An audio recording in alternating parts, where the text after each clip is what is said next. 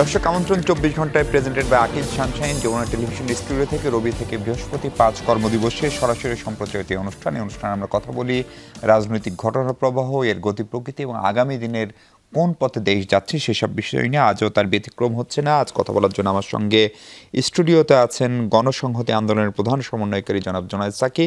জনাব সাকি, স্বাগত আপনাকে। আছেন বিএনপির যুগ্ম মহাসচিব সৈয়দ ইমরান সালে প্রিন্স ভাই, আপনাকেও স্বাগত। এবং আমাদের সঙ্গে আছেন বাংলাদেশ জামাতে ইসলামীর কেন্দ্রীয় মজলিসের শুরার সদস্য এবং ঢাকা মহানগর উত্তরের সহকারী সেক্রেটারি জেনারেল মোহাম্মদ ইয়াসিন আরাফাত।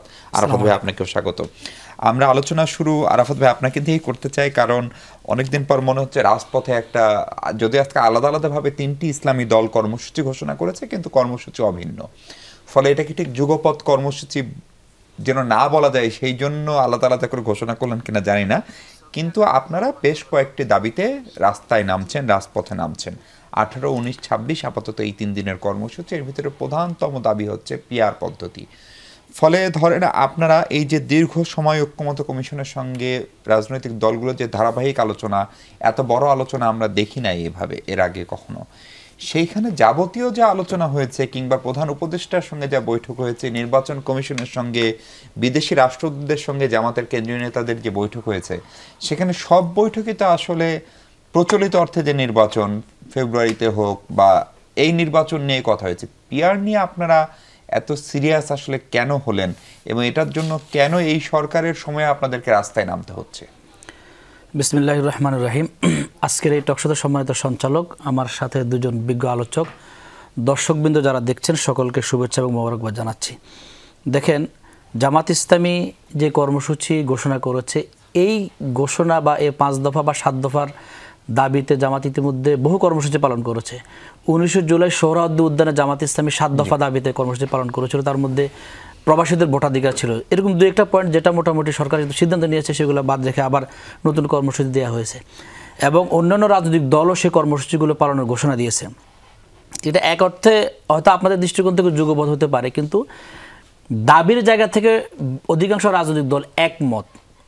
তারা একমত যে জুলাই সনদের আইনি ভিত্তি পিআর পদ্ধতিতে নির্বাচন, যদিও 2-1টা দলের পিআর পদ্ধতিতে নির্বাচন, কেউ উচ্চকক্ষ কেউ নিম্নকক্ষ আছে, ব্যতিক্রম কিছু বিষয় আছে, কিন্তু দৃশ্যমান লেভেল প্লেইং ফিল্ড, ফেসিবাদের বিচার, এই দাবিগুলো আমাদের আগে থেকে ছিল।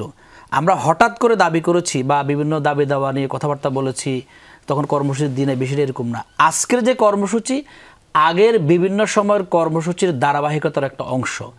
এখন কর্মসূচিটা অন্যান্য দলও পালন করার সিদ্ধান্ত গ্রহণ করছে। সে জায়গা থেকে মনে করি এটা একটা বৃহৎ জিনিস।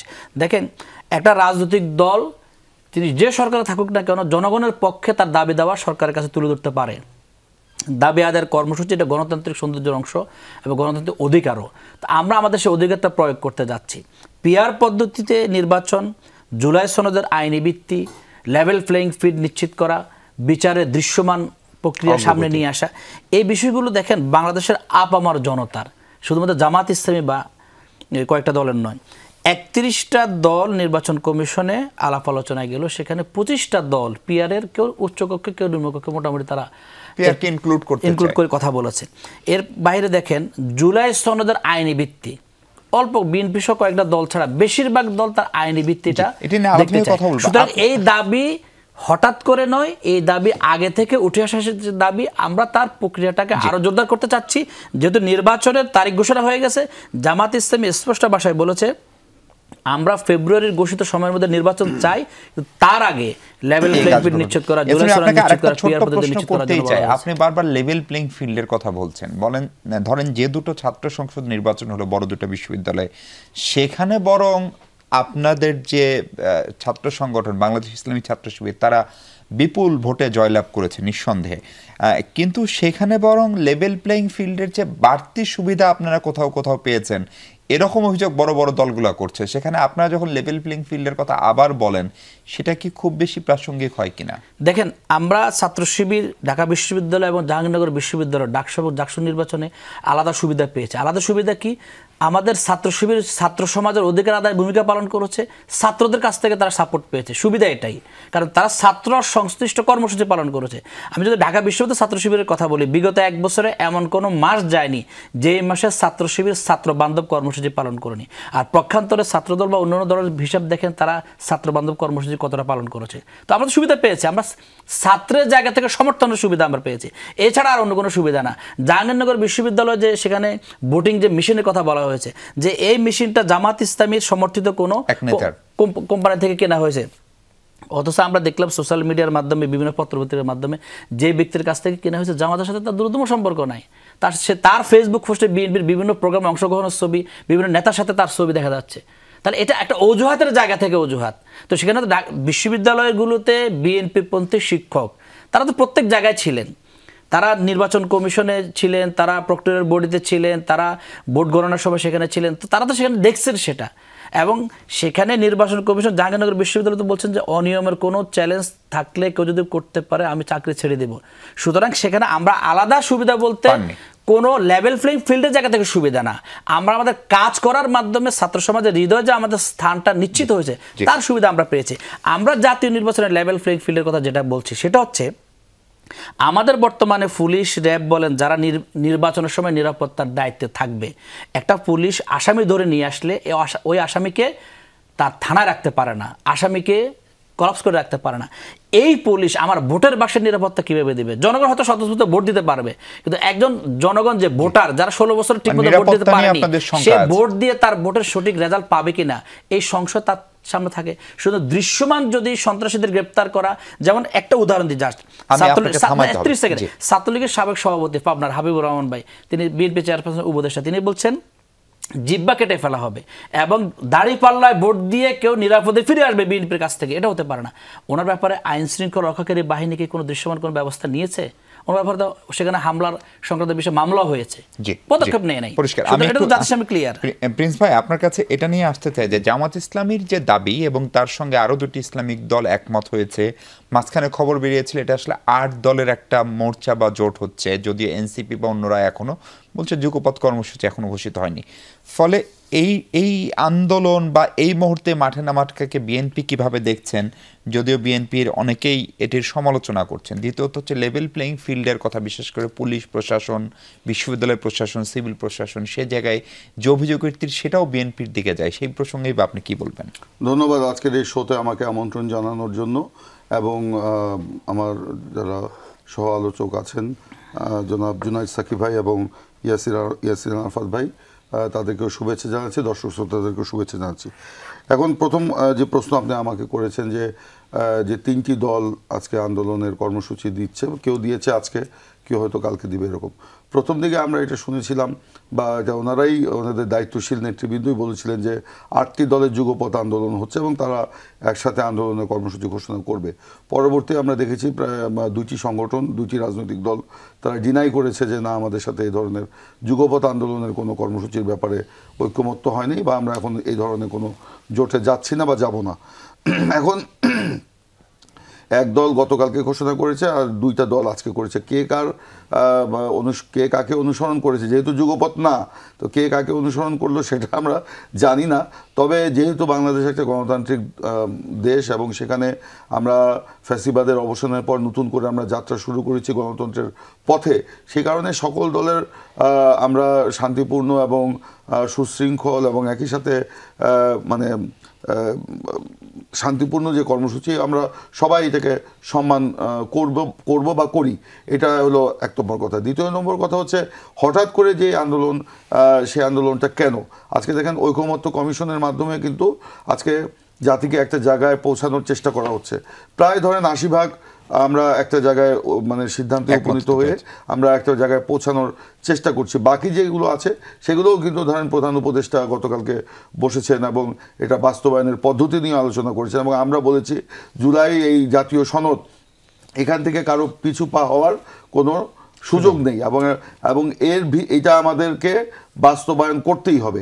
আর বাস্তবায়নের পদ্ধতি কি হবে, এটা হলো যদি আপনার কি বলে বাস্তবিকভাবে আমরা চিন্তা করি তাহলে এক ধরনের, একটা অবাস্তব চিন্তা করলে সেটা কিন্তু হবে না। এই যে কেউ বলছে গণভোট, কেউ বলছে গণপরিষদ, কেউ বলছে আইনের ভিত্তি, এগুলো হচ্ছে মানে বাংলাদেশের রাজনীতির সংস্কৃতির সাথে বা গণতান্ত্রিক সংস্কৃতির সাথে এটা যায় না। আমরা অবশ্যই দেখেন বিএনপি আমরা বলেছিলাম যে যেগুলোতে ঐকমত্য হয়েছে, যেটা প্রধান উপদেষ্টা গত কয়েক মাস আগে বলেছেন তারই কথার প্রতিধ্বনি আমরা করেছি। যেগুলোতে ঐকমত্য হয় সেগুলো সব একসাথে করে সবাই আমরা স্বাক্ষর করে, বাকি যেগুলোতে ঐকমত্য হবে না সেগুলি যার যার ম্যানিফেস্টোতে নিয়ে আমরা জনগণের কাছে যাব। নির্বাচনে জনগণ যাদেরকে ভোট দিবে সেই দল মানে সংসদে গিয়ে তাদের সেই মানে চিন্তা চেতনা অনুযায়ী সেগুলো বাস্তবায়ন করবে। এবং ওনার কথাতে আমরা একমত হয়েই কিন্তু আমরা এই কথাগুলো পরবর্তীতে বলেছি এবং এখনও আমরা সেই জায়গাতেই আছি।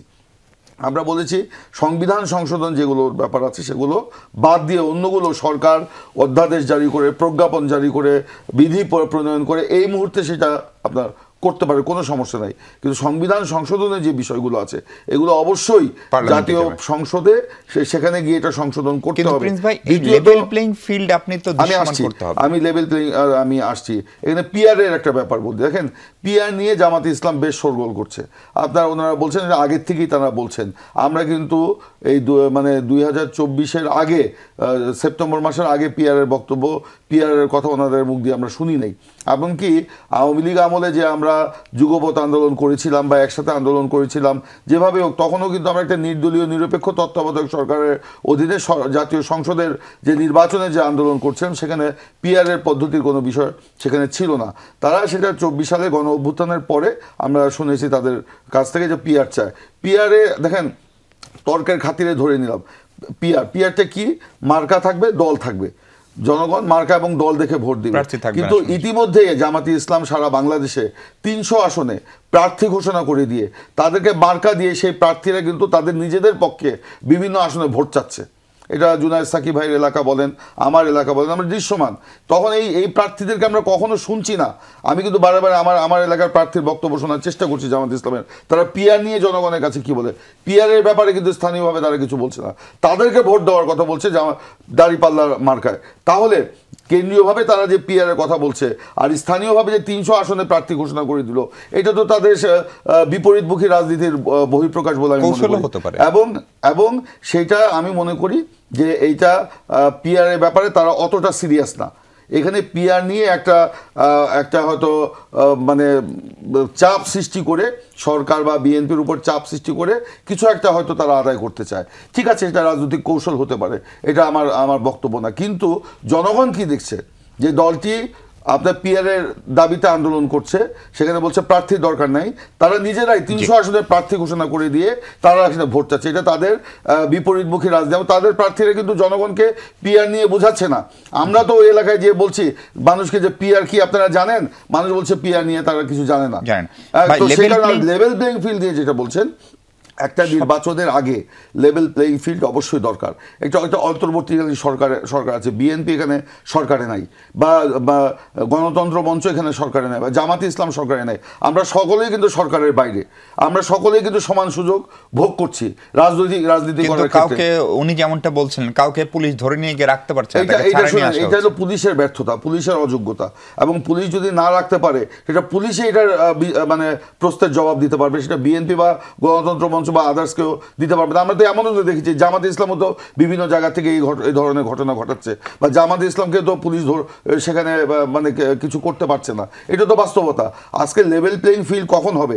নির্বাচনের শিডিউল ঘোষণার পরে সরকার সেখানে সমগ্র দেশে যখন আবার নতুন করে নির্বাচন কমিশন যখন আপনার প্রশাসন নতুন করে ঢেলে সাজাবে এবং সেখানে যখন আরও কঠোর হবে, তখন থেকেই আপনার লেভেল প্লেইং ফিল্ড হবে। লেভেল প্লেইং ফিল্ড 1 মাস আগের থেকে হয়, 1 বছর আগের থেকে হয় না। এবং সে কারণে আমরাও সরকারকে বারবার আহ্বান করেছি যে একটা প্রতিদ্বন্দ্বিতামূলক উৎসবমুখর নির্বাচনের জন্য যতটুক লেভেল প্লেইং ফিল্ড করা দরকার, যত বড় করা দরকার, যত সিরিয়াস করা দরকার, অবশ্যই সেটা করতে হবে। জুনায়েদ সাকিব ভাই, আপনার কাছে প্রথম প্রশ্ন হচ্ছে, একটা পত্রিকার নিউজ পড়ছিলাম যে অস্থিরতার একটা আশঙ্কা করছে রাষ্ট্রীয় একটি গোয়েন্দা সংস্থা, বিশেষ করে জামাত ইসলাম সহ ইসলামী দলগুলো এই আন্দোলনকে নিয়ে। কারণ হচ্ছে সেই রিপোর্টে যেটা বলা হচ্ছে যে জামাত এতদিন বিএনপির সহযোগী বা সতীর্থ হিসেবে আন্দোলন করেছে, জামাতের মাঠের শক্তি অনেক বেশি, ফলে এখন যেহেতু তারা আলাদাভাবে আন্দোলন করছে, ফলে তাদের সেই শক্তি আরও বেশি প্রদর্শিত হতে পারে। ফলে এটি নিয়ে একটা চিন্তা আছে। নির্বাচনের সময় প্রায় চূড়ান্ত, খালি তারিখটা আমরা জানি না। তার আগে এই আন্দোলন আসলে কি কোনো অস্থিরতা বাড়াতে পারে? আপনারা দীর্ঘদিন আলোচনা করলেন ঐক্যমত্য কমিশনে, সেখানেও যে মনোভাব, জামাতকে কি আসলে সিরিয়াস মনে হয়েছে এসব বিষয়ে? ধন্যবাদ। আমি আমার সহালোচক সহ যারা দেখছেন সবাইকে সালাম এবং শুভেচ্ছা জানাই। আসসালামু আলাইকুম।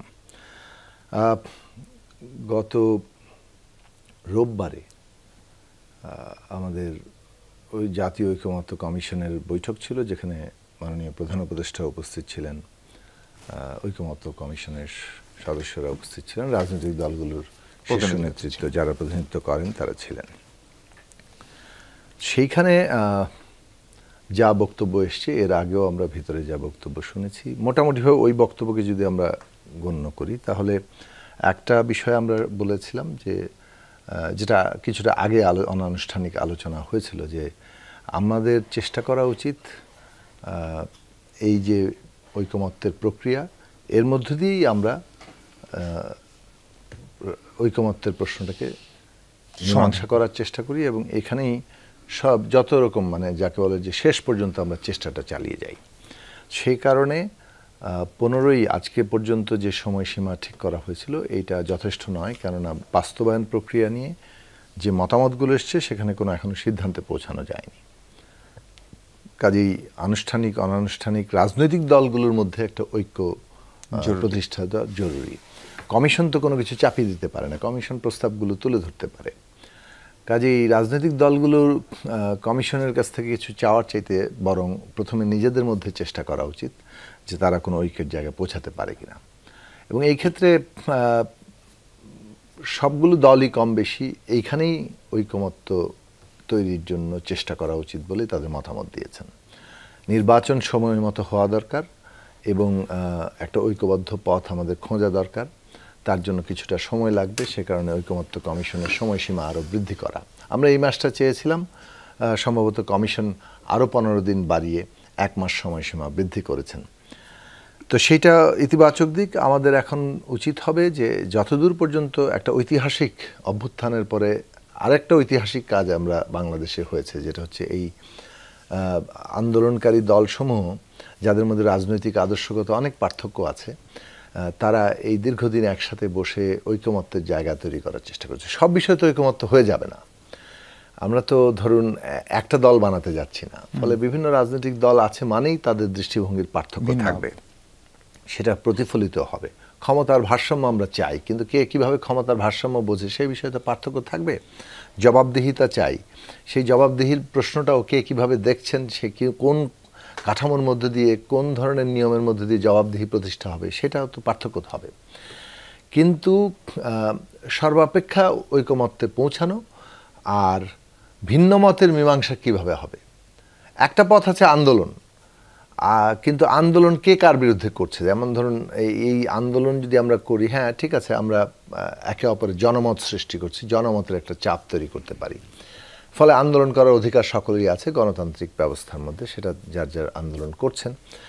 কিন্তু প্রশ্নটা হচ্ছে যে যেহেতু এই সরকারকে আমরাই সমর্থন দিয়েছি, তাহলে সরকারের বিরুদ্ধে আন্দোলন না, রাজনৈতিক দলকে একে অপরের বিরুদ্ধে আন্দোলন করবে, যারা সবাই বাইরে আছে ক্ষমতায় থাকলে ক্ষমতাসীনের বিরুদ্ধে আন্দোলন করা যায়। তাহলে এখানে আসলে মূলত এটা জনমত তৈরির প্রশ্ন, তারা জনমত তৈরি করছেন, কিন্তু মীমাংসাটা তো শেষ পর্যন্ত ওখানেই করতে হবে। যদি শক্তি প্রয়োগ দিয়ে মীমাংসা করার চেষ্টা করা হয় যে না আমরা যা বলবো সেটাই হবে, তখন তো আসলে এটা মতবিরোধটা বিরোধের রূপ নিবে, সেটা সংঘাতের চেহারাও নিতে পারে। ফলে সেই জায়গাটা কাঙ্ক্ষিত না, সেটা আমাদের জন্য ঠিক হবে না। এবং আমরা তখন এটা অস্থিরতার প্রশ্ন আসতে পারে যে একটা অস্থিতিশীল পরিস্থিতি তৈরি হবে কিনা। কিন্তু সকলেই একটা দায়িত্বশীল জায়গা প্রদর্শন করেছেন যে না আমাদেরকে এখানে মীমাংসা করতে হবে, সেজন্য সময় বাড়ানো দরকার। দুটো প্রশ্ন মূল হিসেবে দাঁড়িয়েছে। একটা হচ্ছে যে এই যে আমরা ঐকমত্য হলাম, হ্যাঁ এখানে একটা কথা বলে নেওয়া যেতে পারে যে ঐকমত্যের জায়গাগুলো আরেকটু প্রসারিত করা যায় কিনা। যেসব বিষয়ে নোট অফ ডিসেন্ট দেওয়া হয়েছে, সেই নোট অফ ডিসেন্টের প্রশ্নগুলো আরেকবার রিভিউ করা যায় কিনা, সেইগুলো আমরা দলগুলো একে অপরকে আহ্বান জানাতে পারি যে আমরা যেসব বিষয়ে ছোটোখাটো প্রশ্নে, খুব একেবারে মৌলিক জায়গায় না, যেমন তত্ত্বাবধায়ক সরকারের প্রশ্ন যদি আমি ধরি, কিংবা নারীর আসনের প্রশ্ন একটু রিভিউ করা যেতে পারে, উচ্চকক্ষে পিআরের প্রশ্নটা রিভিউ করা যেতে পারে। এই ধরনের প্রশ্নগুলোতে আমরা আবার আলোচনা করে কোনো এক জায়গায় ঐকমত্যে আসতে পারি কিনা, এইভাবে আমরা ঠিক করতে পারি যে কোন বিষয়গুলোতে আমরা সকলেই পূর্ণ একমত হয়েছি। আর শেষ পর্যন্ত আলোচনার পরেও, মানে পুনরায় আলোচনার পরেও যা শেষ পর্যন্ত নোট অফ ডিসেন্ট থেকে যাবে, সেইটার মীমাংসা তো জনগণ করবে। মানে জনগণ যাকে জয়ী করবেন পার্লামেন্ট করবে না, জনগণ ভোট দিয়ে করবে। জনগণ ভোট দিয়ে যে মতের পক্ষে আসলে কার্যত ভোট বেশি দিচ্ছেন, বিজয়ী করছেন, তারা গিয়ে সেটা বাস্তবায়ন করবেন। ফলে আগামী নির্বাচনে ফয়সালা করে দিবে যে কোন মতটা আসলে গৃহীত হবে। এইটা হচ্ছে সাধারণভাবে গণতান্ত্রিক পদ্ধতি।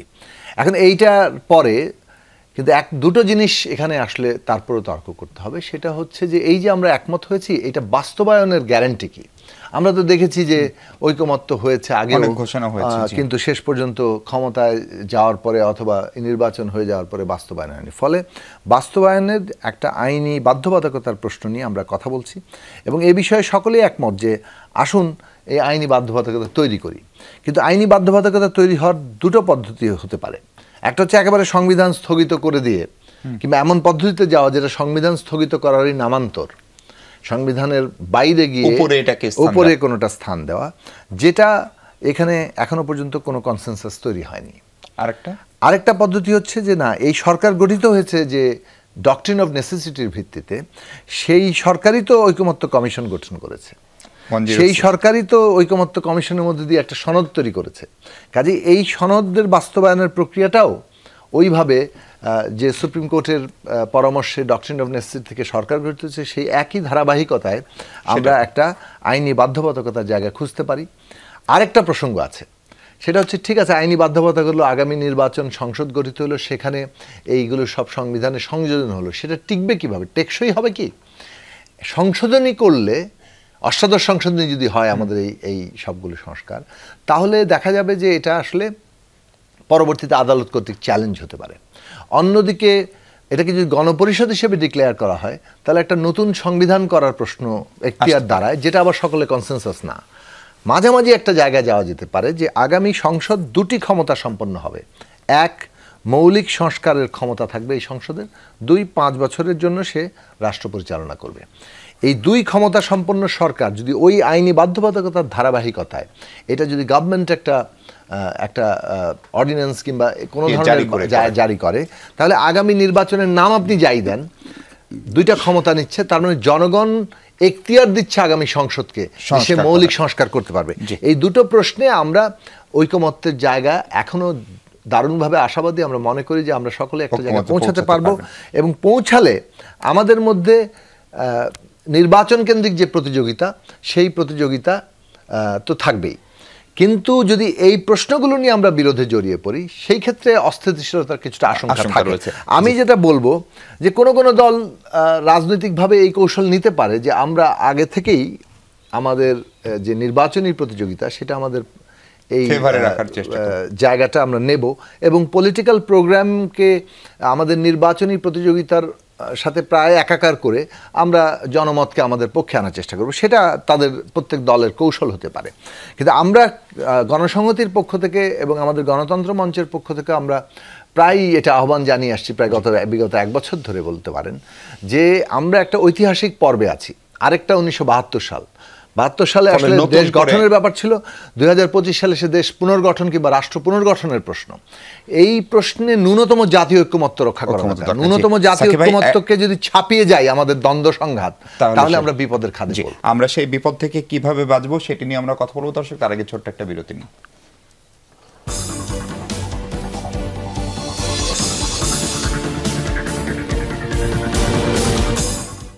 দর্শক, স্বাগত একবার 24 ঘন্টা। আমরা কথা বলছি সমসাময়িক রাজনীতি নিয়ে। জামাতের নেতা মোহাম্মদ ইয়াসিন আরাফাত আছেন আমাদের সঙ্গে। আরাফাত ভাই, বিএনপির সিনিয়র নেতা আমির খসরু মাহমুদ চৌধুরী বলছেন জনগণের ম্যান্ডেটবিহীন রাজপথের যে কোনো কর্মসূচি গণতন্ত্রকে বাধাগ্রস্ত করবে আপনাদের এটাকে কেন্দ্র করে। ফলে আপনারা যে কর্মসূচি নিয়ে মাঠে নামার চেষ্টা করছেন বা নামার ঘোষণা দিয়েছেন, তাতে আসলে জনগণের ম্যান্ডেট কতখানি, সেটি হচ্ছে প্রথম প্রশ্ন। দ্বিতীয় প্রশ্ন হচ্ছে এইটা সত্যি সত্যি গণতন্ত্রকে বাধাগ্রস্ত করবে কিনা, কারণ একটা নির্বাচন খুবই অত্যাসন্ন। দেখেন, আপনাকে আবার ধন্যবাদ জানাচ্ছি। আমির খসরু মাহমুদ চৌধুরী যে কথা বলছেন, কর্মসূচি জনগণের ম্যান্ডেট, তো জনগণের ম্যান্ডেট আপনি কর্মসূচি দেখতে আসবেন, দেখবেন, সোশ্যাল মিডিয়াতে দেখবেন, টিভিতে দেখবেন জনগণ সেখানে এই কর্মসূচির পক্ষে আছে কিনা। যদি দেখেন জনগণ হাজির হয় নাই, তাহলে জনগণের ম্যান্ডেট নাই। আর যদি দেখেন জনগণ হাজির হয়েছে, শুধু হাজার হাজার না, লক্ষ লক্ষ জনগণ হাজির হয়েছে, তাহলে অবশ্যই তিনি তার কথা উল্লেখ করবেন। দেখেন, একটা কর্মসূচি গণতন্ত্রকে ব্যাহত করার জন্য নয়, বরং গণতন্ত্রকে সুসংগত করার জন্য। বিগত 53 বছরে গণতন্ত্র সুসংগত হয়েছে না ব্যাহত হয়েছে? ব্যাহত হয়েছে বলেই তো আজকে আমরা পিআরের কথা বলছি। ব্যাহত হয়েছে বলেই তো আপনি ঐক্যমত কমিশনে যা আলোচনা করেছেন আমরা তার আইনি ভিত্তি চাচ্ছি। ব্যাহত হয়েছে বলেই তো আমরা যেন তেন একটা নির্বাচন চাচ্ছি না, আমরা একটা ফ্রি ফেয়ার ক্রেডিবল ইলেকশন চাচ্ছি, যেখানে লেভেল প্লেইং ফিল্ড থাকবে, জনগণ স্বেচ্ছায় আসবে, স্বাচ্ছন্দ্যে আসবে, আনন্দ উৎসবমুখর পরিবেশে। এদেশের জনগণ কখন যে উৎসবমুখর পরিবেশে ভোট দিয়েছে তার তো কোনো হিসেব নেই। সেই জায়গা থেকে আমরা গণতন্ত্রকে সুসংগত করার জন্য দেখেন আজকে নির্বাচনের কথা বলা হচ্ছে। আজকেও জামাত ইসলামের নায়েবে আমি ডাক্তার সৈয়দ আব্দুল মোহাম্মদ তাহের ভাই সংবাদ সম্মেলনে বলেছেন আমরা ফেব্রুয়ারি নির্বাচনে আমরা রাজি, কিন্তু আমাকে তো এমন একটা নির্বাচন দিতে হবে যে নির্বাচনটা ফেয়ার হবে, যে নির্বাচনে জনগণ স্বাচ্ছন্দ্য ফিল করবে, যে নির্বাচনে জনগণের কোনো ভয় থাকবে না, শঙ্কা থাকবে না। বাংলাদেশে এখন তো আওয়ামী লীগ নাই বা যারা সরকারে আছে তাদের কোনো দল নাই, ফলে নির্বাচন কেন ফেয়ার হবে না? না, আওয়ামী লীগ নাই, কিন্তু নির্বাচন ফেয়ার হবে না এই ভয়টা কেন পাচ্ছেন আপনি? দেখেন, আপনি একজন সাংবাদিক, দেশের বর্তমান পরিস্থিতি জানেন। এখনো কি চাপাতি দিয়ে কোপানো হয় কিনা, পাথর নিক্ষেপ করে হত্যা করা হয় কিনা, হত্যা করার পরে লাশের উপরে নৃত্য করা হয় কিনা, এই দৃশ্যগুলো একজন ভোটার যারা, সাধারণ জনগণ যারা রাজনীতি করে কত পার্সেন্ট মানুষ, কিন্তু রাজনীতি করে না 1% মানুষ তো অনেক বেশি। এই মানুষের আস্থায় তো আসতে হবে যে এখনো পাথর মেরে হত্যা করা হচ্ছে, এখনো চাপাতি দিয়ে প্রকাশ্যে দিয়ে বলে কুপই মেরে ফেলা হচ্ছে, তাহলে আমার ভোটের নিশ্চয়তা কি থাকবে? শুধুমাত্র চাঁদার ভাগাভাগি কিংবা চাঁদাবাজি নিয়ে ঘটনাগুলো ঘটছে, তাহলে চাঁদার চাইতে রাষ্ট্র ক্ষমতার পরিবর্তন কি অনেক গুরুত্বপূর্ণ না? শুধু আপনাকে তো সেখানে ভূমিকা পালন করতে হবে। দেখেন, কিন্তু এগুলো কি সরকারের ব্যর্থতা না? এটা সরকারের ব্যর্থতা, রাজনৈতিক দলগুলোর ব্যর্থতা। আমাদের ঐক্যমতের জায়গা থেকে আমরা যে এখনো একসুতে আসতে পারিনি। আপনি বলছেন যে সংস্কার করা প্রয়োজন, প্রধান উপদেষ্টাও বলছেন যে মৌলিক সংস্কারগুলো করা প্রয়োজন। তো মৌলিক সংস্কার কাকে বলে? আপনি একটা বিষয়ে আলাপ আলোচনা করলেন, একমত পোষণ করলেন, একমত হয়ে যাওয়াটা কি সংস্কার? নাকি এটাকে কার্যকর আইনে পরিণত করা কিংবা তাকে একটা মানে অধ্যাদেশ দিয়ে তাকে এক পদ্ধতির মধ্যে নিয়ে আসা? আপনি যতক্ষণ পর্যন্ত কাগজে কলমে অধ্যাদেশের মাধ্যমে বা গণভোটের মাধ্যমে সেটিকে আইনে পরিণত না করবেন, তার সনদের ভিত্তিটাকে মজবুত না করবেন, ততক্ষণ পর্যন্ত এদেশের রাজনীতিতে যারা রাজনীতি করে এই নেতাদের উপর জনগণ কি বিশ্বাস করে? যদি আস্থা থাকতো জনগণের, তা জনগণ তো বহু আগে রাজনীতি করতে স্বাচ্ছন্দ্য বোধ করতো। ভাই যেটা বলছেন, একটা কথা বারবারে আসে যে জামাত ইসলামী একদিকে পিআরের কথা বলছে, আর একদিকে জামাত ইসলামী 300 আসনের প্রার্থী ঘোষণা করেছে। পিআর পদ্ধতিতে কি প্রার্থী থাকবে না? পিআর পদ্ধতিতে 300 আসনের প্রার্থী আপনাকে তো জাতির সামনে টানে দিতে হবে। আপনার দলের ভিতরে গণতান্ত্রিক মূল্যবোধের চর্চার মাধ্যমে আপনি একদম গ্রাম, পাড়া, মহল্লা, ওয়ার্ড, ইউনিয়ন, উপজেলা থেকে বাছাই করে করে কি করবেন? আপনি নেতা সিলেক্ট করবেন। আপনাকে 300 জন নেতা কিন্তু সিলেক্ট করতে হবে পিআর পদ্ধতিতে। দল সিলেক্ট করবে, তো দল সিলেক্ট করতে হলে দলের ভিতরে গণতন্ত্র থাকতে হবে না? আমি জানি না বিএনপির ভিতরে সংখ্যা আছে কিনা যে তারা এই গণতান্ত্রিক চর্চাটা তারা পিআর পদ্ধতিতে করতে পারবে কিনা, এই সংখ্যা বা সংশয়টা তাদের থেকে যায় কিনা। কারণ জাতির সামনে তালিকাটা আনাতে হবে। তখন মমতাজ বা যে বিগত আওয়ামী লীগ সরকারের সময় আপনি দেখেছেন যে সংসদে দেখে দেখে পড়তে পারে না, তা আপনি এরকম প্রার্থী নির্বাচিত করতে পারেন। সেটা যেন না হয়, পিআরের মাধ্যমে আপনি রুট লেভেল থেকে গণতান্ত্রিক প্রক্রিয়ায় প্রার্থী বাছাই করে সেটা তাদের সামনে আনাবেন। জামাত যেটা করছে, এই আমার এই 300 জন যে প্রার্থী, এটা পিআর পদ্ধতিতে আমরা জাতির সামনে তালিকাটা আনাই দেবো। দেখেন, আমরা আপনাদের সামনে এই ব্যক্তিকে পেশ করেছি, সেই ব্যক্তি আপনার দাঁড়িপাল্লা প্রতীকের পক্ষে আপনার ভোট চাচ্ছে। তো সেটা আমরা তো এটা ব্যত্যয় না, এটা অনেকেই কথা বলে। আমি আমার রাজনৈতিক দলের জায়গা থেকে যেমন আমি কুমিল্লার 10 আসনে জামাতের পক্ষ থেকে সংসদ সদস্য প্রার্থী, আমি তো এ পর্যন্ত যত জায়গায় বক্তব্য দিয়েছি প্রত্যেক জায়গায় আমি পিআর পদ্ধতি জনগণকে বোঝানোর চেষ্টা করেছি, তুলে ধরার চেষ্টা করেছি। সুতরাং আমাদের এটা দ্বিমুখী আচরণের কথা কোনোভাবে হতে পারে না। আমি আপনাকে একটু থামাই। আরেকটা কথা, পিআর এর কথা মানে বিশেষ করে লেভেল প্লেইং ফিল্ডের কথা কিন্তু ভাই কিন্তু স্বীকার করছেন। যখন আপনি বললেন যে বিএনপির কারো ব্যাপারে আঙুল তোলা হচ্ছে যে থানা থেকে পুলিশ এটা ভাই বলেছেন যে জামাতের লোকজন নিয়ে যায়, তো কথার কথা যদি তর্কের খাতিরে ধরেও নিয়ে আমি, তাহলে জামাতে যদি এই কাজ করে, বিএনপি যদি এই কাজ করে, গণতন্ত্র মঞ্চ যদি এই কাজ করে, পুলিশের কাছ থেকে যদি আসামি চিনে নিয়ে যায়, এই পুলিশের কাছ থেকে র্যাবের কাছ থেকে তখন ব্যালট বক্সে চিনে নেওয়া হবে না? এই জন্য তো লেভেল প্লেইং ফিল্ড নিশ্চিত করা খুব বেশি প্রয়োজন। প্রিন্স ভাই, ওনারা জুলাই সনদের আইনি ভিত্তি চান, সেটা সাকিব ভাইরাও চান, সম্ভবত বিএনপিও চায় যদি ভুল না করি। জুলাই সনদের একটা আইনি ভিত্তি লাগবে, বিচার প্রক্রিয়া দৃশ্যমান সেটাও বিএনপি চায়, নির্বাচনে লেভেল প্লেইং ফিল্ড সেটাও বিএনপি চায়। বিরোধটা আসলে কোন জায়গায়? ফাইন লাইনটা আপনারা কি ফাইন্ড আউট করতে পারছেন? এটা মনস্তাত্ত্বিক বিরোধ, এটা চাপে রাখার জন্য বিরোধ, এবং একটা এই চাপে রেখে একটা সুবিধা নেওয়ার একটা উদ্দেশ্য। সুবিধা কার কাছ থেকে? ভোটারদের কাছ থেকে না বিএনপির কাছ থেকে? ভোটারদের কাছ থেকে, বিএনপির কাছ থেকে, সরকারের কাছ থেকে। যাই হোক, ওই বিষয়ে আমি পরে আলোচনা আনবো। যেখানে ইয়াসিন আরাফাত সাহেব অনেক কথা বললেন, আমি কখনোই বলি নাই যে বিএনপি ছিনিয়ে নিয়ে আসে। আমি বলছি দেখেন, এখন একটা অন্তর্বর্তীকালীন প্রশাসন কাজ করছে, এই প্রশাসন নিয়ে আমাদের অনেক বক্তব্য আছে। এই প্রশাসনেও কিন্তু আওয়ামী ভূত লুকিয়ে আছে। প্রশাসন যেভাবে অ্যাক্ট করার কথা ছিল অন্তর্বর্তীকালীন সরকারের অধীনে, প্রশাসন সেভাবে অ্যাক্ট করছে না বা করতে পারছে না। এই ব্যর্থতা সরকার এবং প্রশাসনের। এখন কোনো একটা বিষয় সামনে আসলে থানা প্রশাসন বলেন, উপজেলা প্রশাসন বলেন, বা জেলা প্রশাসনের জেলার সিভিল প্রশাসন বলেন বা পুলিশ প্রশাসন বলেন, তখন কিন্তু রাজনৈতিক নেতৃবৃন্দকে তারা আহ্বান জানাচ্ছে। সকল রাজনৈতিক দলকে, বিএনপিকেও যেরকম আহ্বান জানাচ্ছে, জামাতকে সেরকম আহ্বান জানাচ্ছে, ইসলামী আন্দোলন বা অপরাপর গণতন্ত্র মঞ্চ বা অন্যান্য তাদেরকেও কিন্তু আহ্বান জানাচ্ছে। জানিয়ে তারা সেখানে বক্তব্যটা পেশ করে এবং সেই বিষয়ে তারা সহযোগিতা চায়। আমরা সকলেই কিন্তু সেই ব্যাপারে সহযোগিতা করি। এখন ধরেন থানা প্রশাসনে কোনো একটা সমস্যার সৃষ্টি হলো, সেখানে আমরাও যাচ্ছি, জামাতও যাচ্ছে, অন্যরাও যাচ্ছে, কথা বলছে। এইখানে তো প্রশাসনের উপরে আপনার মানে চাপ সৃষ্টি করার কিছু নাই। আর বিএনপির কথা শুনতে কে বলেছে? কেন শুনবে বিএনপির কথা? কেউ তো আমরা বলি নেই। বিএনপির কথা না শোনার জন্য আমরা তো সরকারকে আমরা দোষারোপ করছি না।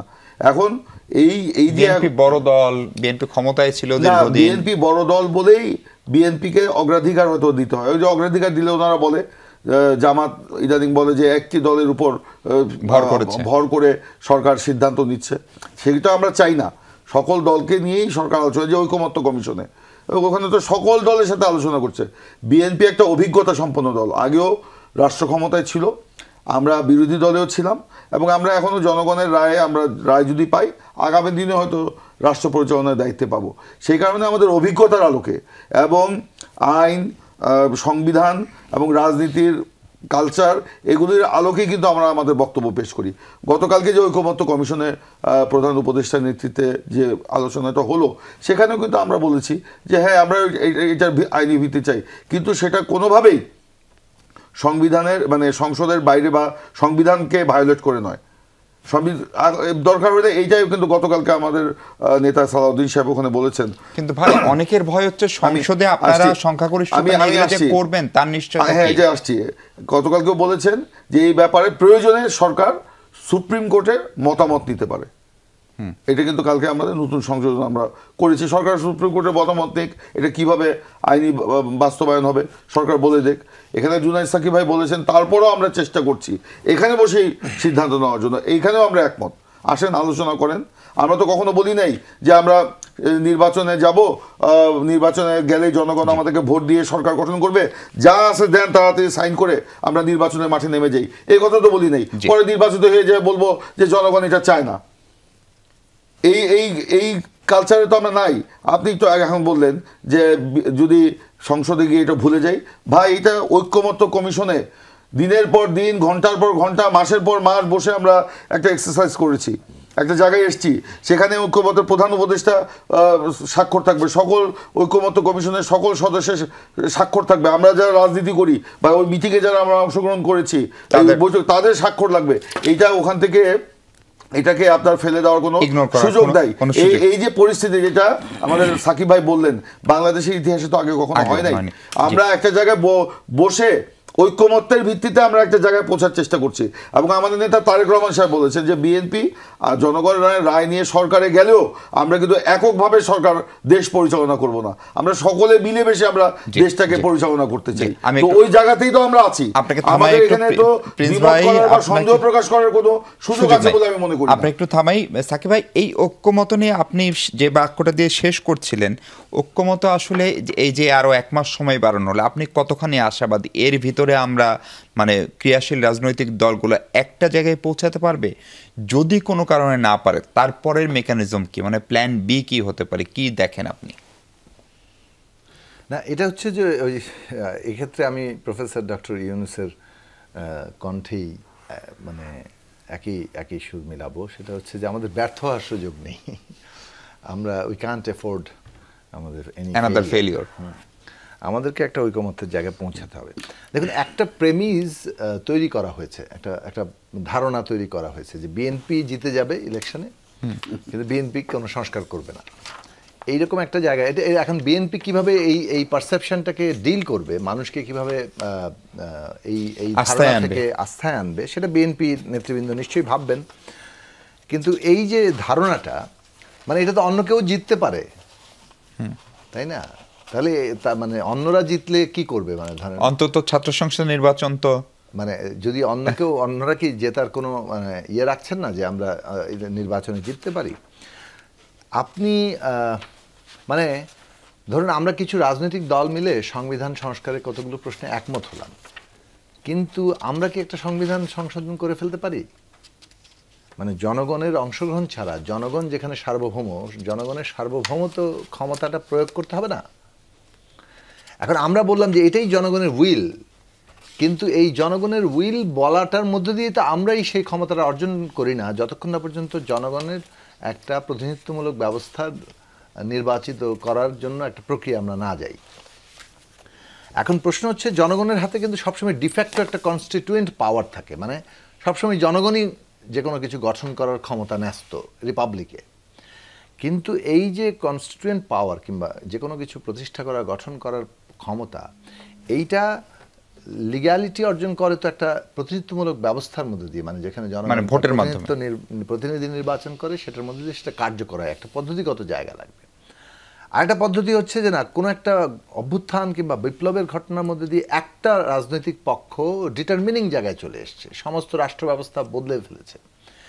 বিদ্যমান অবস্থায় কিন্তু সরকার নিজেই ঢুকেছে এই রাষ্ট্র ব্যবস্থার মধ্যে, সে কিন্তু রাষ্ট্র ব্যবস্থা পুরো যেটাকে বলে যে একদম পরিবর্তন করে গুড়িয়ে দেয়নি।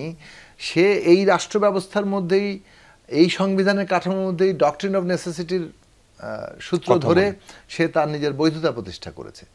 এখন আপনি এসে যদি বলেন যে না, এটা আসলে পুরো রাষ্ট্রকে বদলে ফেলতে হবে, সংবিধান স্থগিত করে দিতে হবে, পুরো ব্যবস্থাটা করতে হবে, সেইটাকে আপনি এককভাবে কোনো দল চাইলে সেটা পারে? সেটা তো কনসেনসাস হতে হবে।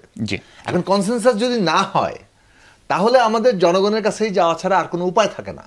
পদ্ধতিগতভাবে আপনি যদি, যেটা কনসেনসাস পদ্ধতি যদি না হয়, তাহলে আপনাকে জনগণের কাছে যেতে হবে, জনগণ মীমাংসাটা দিবে। সেই কারণে নির্বাচনটা, জনগণের অংশগ্রহণটা এখানে অপরিহার্য হয়ে উঠছে। এখন জামাত ইসলামী তার ইয়েতে কি বলে, ইস্তেহারে পিআর পদ্ধতি, জামাত ক্ষমতায় গেলে পিআর পদ্ধতি প্রণয়ন করবে, এইটা লিখে সে কিন্তু ইলেকশনে যেতে পারে। অনেক দলই যাবে, গিয়ে যে যারা ভোট পাবে তারাই তো আসলে কার্যত নির্বাচনে পরে সংসদ গঠিত হবে কিংবা যে সংবিধান সংস্কার পরিষদ গঠিত হবে, আমরা যেটা দাবি করছি, সেইখানে এই সংবিধান সংস্কার হয়ে এই প্রশ্নগুলো বাস্তবায়িত হবে। কাজেই জনগণের উপরে আমাদের ভরসা রাখা উচিত, জনগণের কাছে আমাদের প্রস্তাবগুলো নিয়ে যাওয়া উচিত, জনগণ সেই অনুযায়ী কাজ করুন।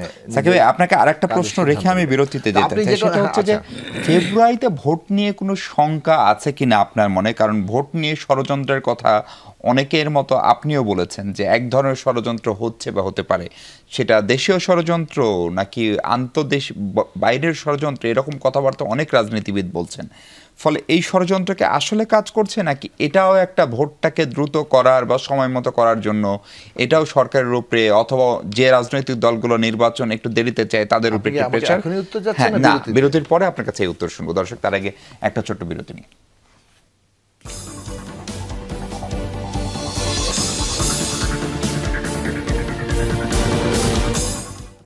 দর্শক, আরেকবার স্বাগত 24 ঘন্টায়। জুনায়েদ সাকি আছেন আমাদের সঙ্গে, গণসংহতি আন্দোলনের প্রধান সমন্বয়কারী।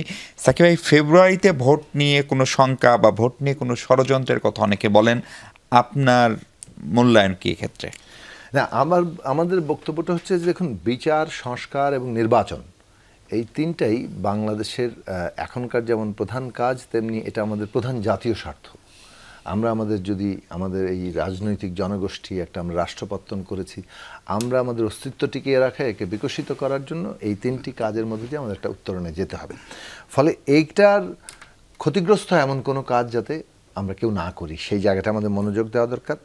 এবং এইটা আসলে যে ধরনের মানে ধরেন শেখ হাসিনা তো বলেই যাচ্ছেন তিনি এখনো প্রধানমন্ত্রী, ফলে ইলেকশন যদি কোনোভাবে ব্যাহত হয় এটা দ্বারা সবচেয়ে বেশি লাভবান কী হবে এটা পরিষ্কার বোঝা যাচ্ছে।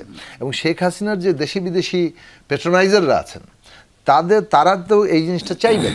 কাজেই এই দিক থেকে ষড়যন্ত্রটা সেই দিক থেকে আছে, নানা স্যাবোটাজের আমরা লক্ষণ দেখছি, আক্রমণ দেখছি, এবং এমন অনেক ঘটনা ঘটানো হচ্ছে যেটার মধ্য দিয়ে আমাদের এই যে অভ্যুত্থানের অর্জনটা সেটাও প্রশ্নবিদ্ধ হচ্ছে, যার ফলে ওই ঘটনাগুলো এটাতে অ্যাডেড হচ্ছে।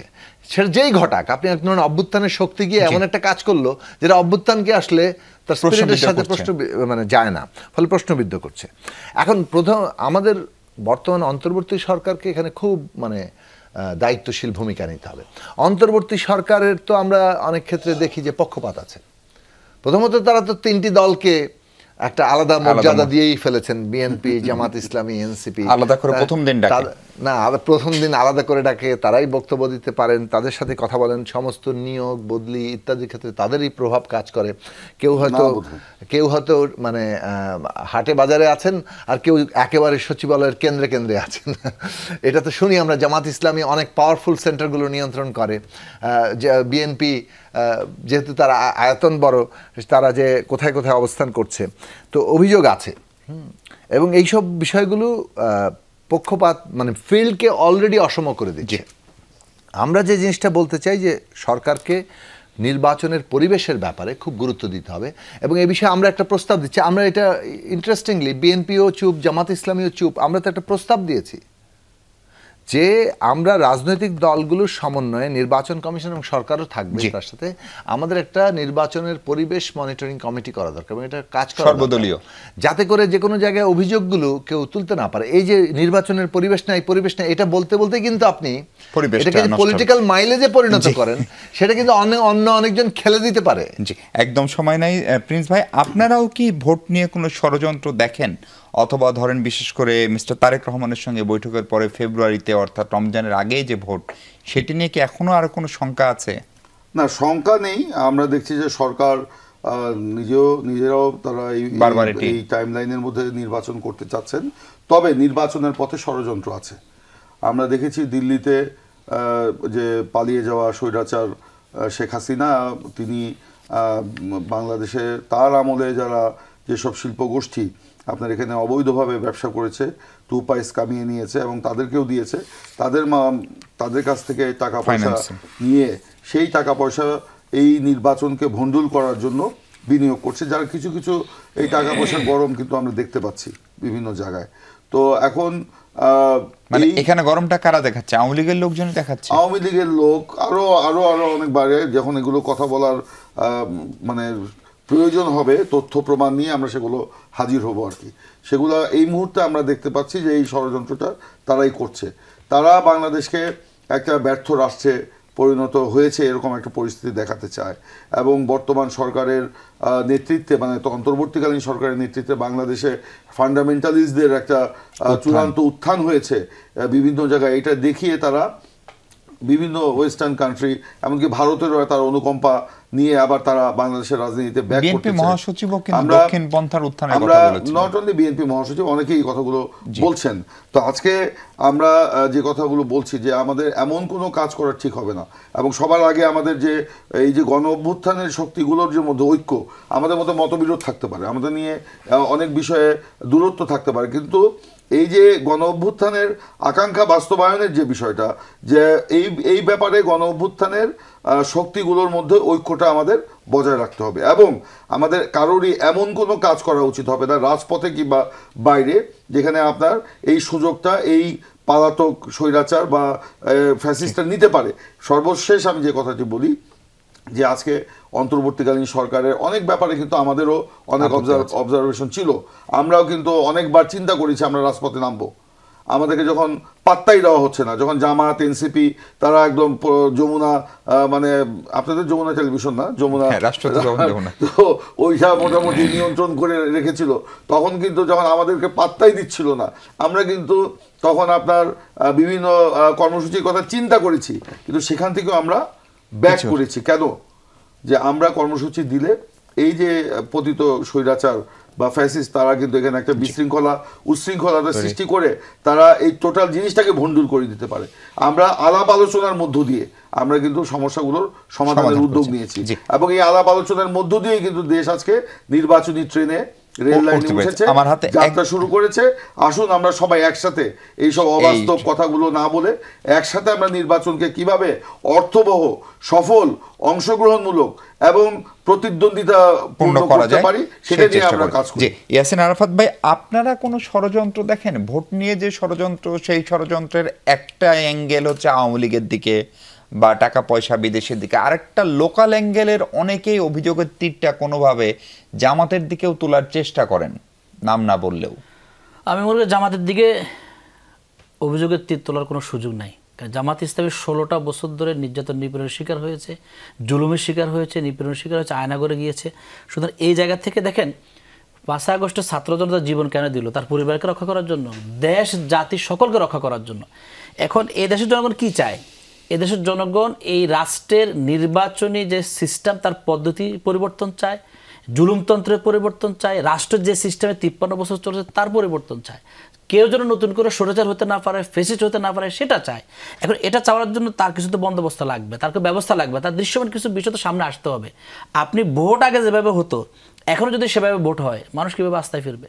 আগে রাজনীতিবিদদের যেভাবে রাজনীতি করতে, চাঁদাবাজি, দখলবাজি, টেন্ডারবাজি, হুমকি ধামকি, এখনও যদি সে প্রক্রিয়া থেকে যায়, তাহলে জনগণ কীভাবে আস্থায় ফিরে আসবে বলেন? এই জায়গাগুলো থেকে সংশয় তৈরি হয়, শঙ্কা তৈরি হয় যে এখন তো চাঁদাবাজি গেল না, দখলবাজি গেল না, সন্ত্রাস গেল না, তাহলে কি আমরা যে তিমিরে ছিলাম এত রক্ত জীবন দেওয়ার পরে কি এখন সেই তিমিরে থাকবো? এই জায়গায় একটা পরিবর্তন প্রয়োজন। এই পরিবর্তনের জায়গাটা মানুষ আকাঙ্ক্ষিত, প্রত্যাশিত। নির্বাচনের ব্যাপারে জনগণের আমার বিশ্বাস, জনগণ যেভাবে জীবন দিয়ে একটা শক্তিশালী স্বৈরাচারকে পতন ঘটিয়েছে, আমার বিশ্বাস জনগণ তার রক্ত দিয়ে, ঘাম শ্রম দিয়ে ভোটের অধিকার রক্ষা করবে। তার পাশাপাশি দুর্বৃত্তায়নের রাজনীতি, সন্ত্রাসের রাজনীতি, চাঁদাবাজির রাজনীতি, এই জায়গাগুলো থেকে উত্তরণের জন্য রাজনৈতিক দলগুলোকে বাধ্য করবে। কারণ এ ছাড়া কিন্তু জাতির সামনে কিন্তু আর উপায় নেই। আপনি যদি 53 বছরে বা বিগত 16 বছরের জুলুমতন্ত্র, স্বৈরতন্ত্র, গণতন্ত্রকে হরণ করার যে সিস্টেমে ছিলাম, সেই সিস্টেম যদি এখনও থেকে যায়, তাহলে কীভাবে হবে? আজকে দক্ষিণপন্থার উত্তরণের কথা বলছে। দক্ষিণপন্থা যদি ইসলামী দলগুলোকে বলা হয়, বলা দরকার ছিল 16 বছর দক্ষিণপন্থাকে চেপে ধরা হয়েছে, ইসলামের রাজনৈতিক অধিকারগুলো হরণ করা হয়েছে, ইসলামের রাজনীতি নিষিদ্ধের পায়তারা করা হয়েছে। সেই জায়গা থেকে তারা সুযোগ পেয়েছে, তারা অধিকার বঞ্চিত ছিল। সেই কথা না বলে যদি আপনি আশঙ্কা করেন, আপনি যদি আপনার জায়গা থেকে আশঙ্কা করেন, তাহলে তো আপনার রাজনীতি শুধরাতে হবে, আপনার রাজনীতি সংস্কার করতে হবে। অনেক ধন্যবাদ ইয়াসিন আরাফাত সাহেব, ধন্যবাদ সৈয়দ ইমরান সালে প্রিন্স, ধন্যবাদ জুনাইদ থেকে। দর্শক, এই ছিল আলোচনা। ভালো থাকবেন সবাই, নিরাপদ থাকুন।